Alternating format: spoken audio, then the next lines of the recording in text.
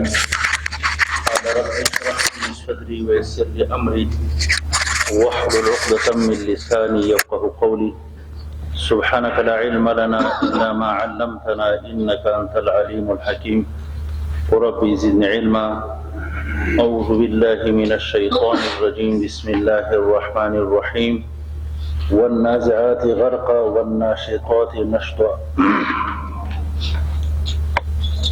مسلمانانو ورونو سورة نازعات دا تسمیه دی کول د په اسم دی جز سره یو ټکی په ټول صورت کې والنازعات ټکی راغلی ټول صورت ته نازعات ویلي تسمیه الکل باسم الجز او دا مکی صورت ته د هجرت نه مخکې نازل ده شپږ څلوېښت آیتو او دو رکوعاتو باندې سره مشتمل ده مخکې سره مناسبت بالکل واضح ده په آخر د صورت سابقه کې الله ویل په مخکینی صورت کې انا انذرناکم عذابا قریبا مونږ تاسو د عذاب قریب نه ویرو دلته الله تبارک وتعالى بیان د عذاب کوي دا کوم مناسبت ده بسم الله شروع کوم په نام د خدای چې الله تبارک وتعالى فرشتي لګي د انسانانو د ارواح قبض کولو لپاره الرحمن الله مهربان ده په مسلمانانو باندې په وخت دی وستلو د ارواح د مؤمنانو کې چې مؤمنانو نه روح وباسي الله تعالی ډېر مهربان ده الرحیم الله مهربان ده په تدبیر د کائناتو کې الله تدبیر د کائناتو کې ډېر مهرباني کړې ده والنازعات غرقا والناشطات نشطا مخکې کې صورت کې هم انکار دی قیامت نو یعنی بحث بعد الموت نه انکار او دلته الله تعالی یو درې څلور قسم کوي او ورسته جواب قسم محذوف ده الله وی والنازعات غرقا اما د قسم په هغه فرشتو باندې چې وستون کې دي ارواح د کافرانو غرقا په شدت سره والنازعات غرقا ساده ترجمه اما د قسم په هغه فرشتو باندې الله وی چې وستون کې دي ارواح د کافرانو غرقا په شدت والناشطات نشطا الله وی ما د قسم په هغه فرشتو باندې چې وستون کې دي ارواح د مؤمنانو نشطا ای سهلا په سهولت سره په ډیره نرمۍ سره د ارواح د مؤمنانو وباسي والصابحات قسم د په هغه فرشتو باندې چې سبقت کون کې دي مخکې کون کې دي ارواح د مؤمنانو لرا په طرف د اسمان باندې سبحا په تیزی سره والصابحات قسم د په هغه فرشتو باندې چې تیزی کون کې دي په ارواح د مؤمنانو باندې په طرف د اسمان سبحا په تیزی سره فالسابقات قسم د په هغه فرشتو باندې چې مخکې کون کې دي ارواح د مؤمنانو لرا سبقا د په مخکیوالي سره جنت ده فالسابقات قسم د په هغه فرشتو باندې چې هغه مخکې کون کې دي ارواح د مؤمنانو جنت ته سبقا په مخکیوالي سره والمدبرات قسم د په هغه فرشتو باندې چې هغوی تدبیر کنندگان دي تدبیر کون کې فرشتي دي امرن د احکامو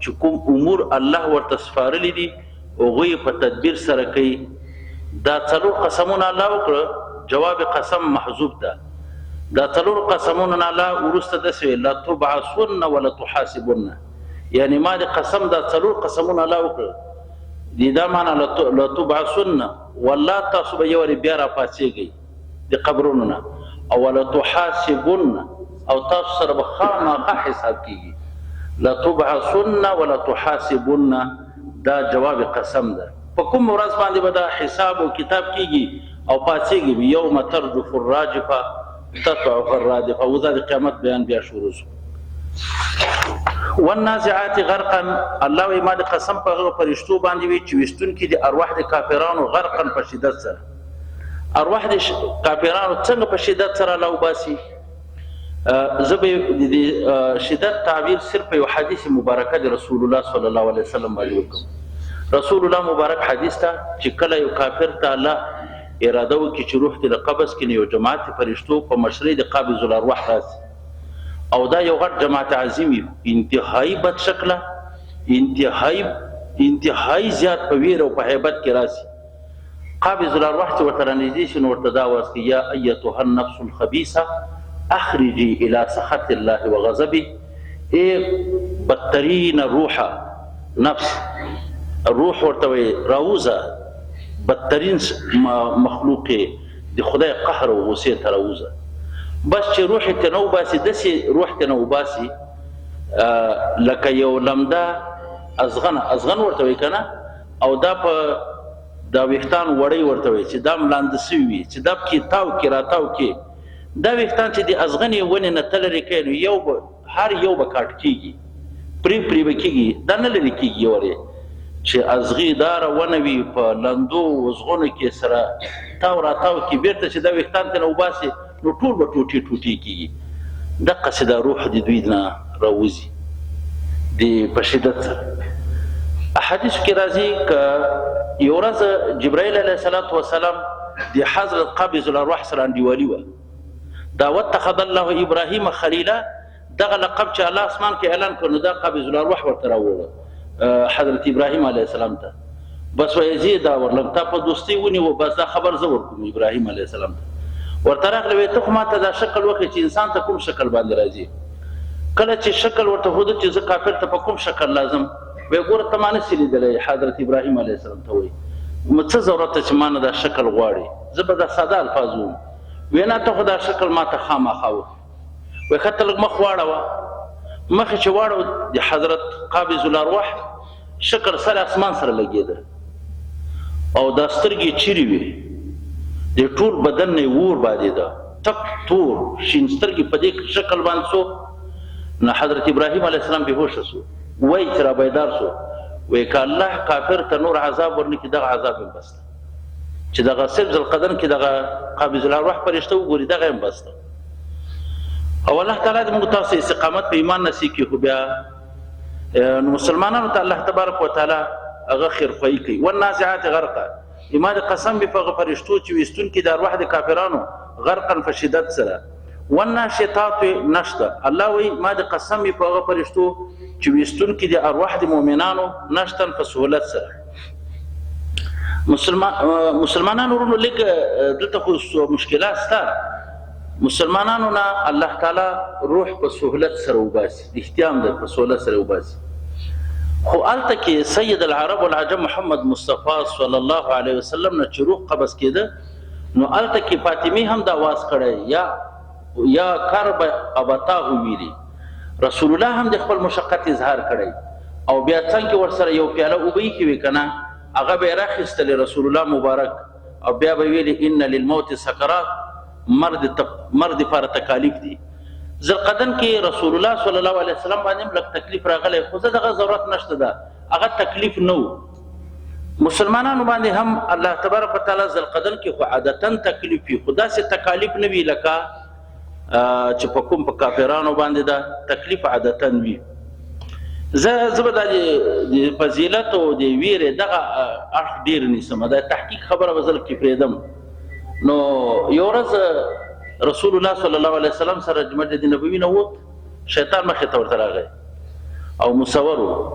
رسول الله ورته وویل شیطان وي او اوبه مر سره وي وایي دا څه کېده اوبه وایي دا خو اوبه مې ځکه راخیستې دي چې دا ستا امتیان څومره دي په وخت د ذوالقرنین کې پې خرڅومه زما په خبره پوهېږي وایي ذوالقرنین وخت کې ستا په امتیانو باندې د اوبه خرڅومه وایي څنګه یې پې خرڅوې وایي ذوالقرنین کې ډېر سخت تکالیف دي انتهایی زیاته تکلیفي دي تن دي.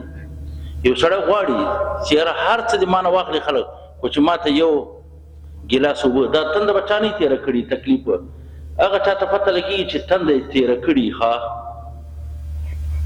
نو وایي څنګه یې پې خرڅوې وایي ورته وایم په وخت د ذوالقرنین کې چې د ایمان ما ته راکړه د اوبو به زه تا ته درکړم. ډېر مې په دې باندې خطا کړي. رسول الله دې نه سخت وځړل دې خبرې ته چې دا څومره عجیب فریب ده او عجیب قید او فریب ده. په دې وخت کې شیطان خپله خواري نه پرېږدي چې تر څو پورې دا مسلمان کوږ نه کړي. الله وحی ورته نازله کړ چې یا رسول الله بس په دې وخت کې چې کله دنیا کې استقامت په ایمان کړی په دې وخت کې زه حفاظت کوم لږ مهرباني یعنی تسلی ورکړ رسول الله الله ورته ورکړله چې په دې وخت کې زه حفاظت کوم. او رښتیا خبره ده چې سخت سړی تږی وي او تا ته اوبه نیولې وي او نه درکوي وایي چې یاره د ایمان راکړه زه به دا اوبه نه درکړم. ډېره سخته خبره نه ده دی باندې دا خبره خو په خولي ډېر اسانه ده. تاسې راځئ که د غزل قدر وخت کې ایمان لاړ د دې جبیره کېږي بیا کار کېږي. او دا مو ګوره تفسیر البیان دا صوفي مزاج سړی ده. اګر که ډېر ښه ترغیبات نقل کوي.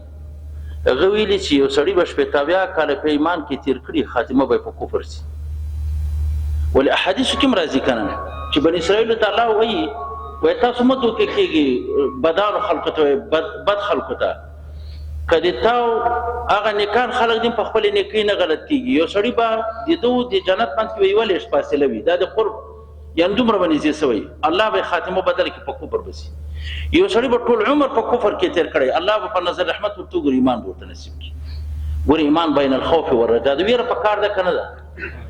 ډېره سخته خبره دا ده چې که ایمان لاړ که نه بیا ډېر مشکلات دي. دا نور اعمال که لاړ شي یو څه ګزاره کوي خو انتها خو لري خو که د ایمان لاړ بیا څرنګه کوي. نو اخترار یو دینداره سړي ته هم په کار نه ده چې دوکه شي چې بس زه ترجمه باندې پوهېږم عبادات هم کوم حدیث هم وایم په دې نه دوکه کېږي. ښه تاسو به معلوم وي چې د رسول الله صلی الله علیه وسلم په وخت کې کاتب دی وحی قرآن یې لیکي قرآن خاتمه یې په کفر سوله خو پیغمبر دا ورته ویلي ځمکه به دې نه پرېږدي. مړ شو دی وایي چې رسول الله وپیلې تا به ځمکه نه پرېږدي تا به راغورځوي بېرته. یو صحابي وایي چې زه ورپسې سوم چې دی کوم ځای کې مړ کېږي وایي مدینې نه ډېر لرې علاقې ته لاړ څارم یې مړ شو ورغلم چې تورې ځمکې راغورځولی و که نه وایي چې ورغلم ځمکې راغورځولی و. کلي قوم علاقې نه پوښتنه وکړله دا د قرآن لیکونکی و. وایي ما پوښتنه ترې وکړه دا ولې سړی داسې بهر پروته ده. وایي اول ځل چې مړ شو موږ دفن که سبا چې راجګ شو بېرته په ځمکه باندې پروت وایي موږ ویل چې دا اصحاب محمد نه راتښتېدلی ده د رسول الله انډیوالانو د ځمکې نه راښکلی بیا مو دفن کړه. دا مو اووم ځل ده چې ځمکه کې دفن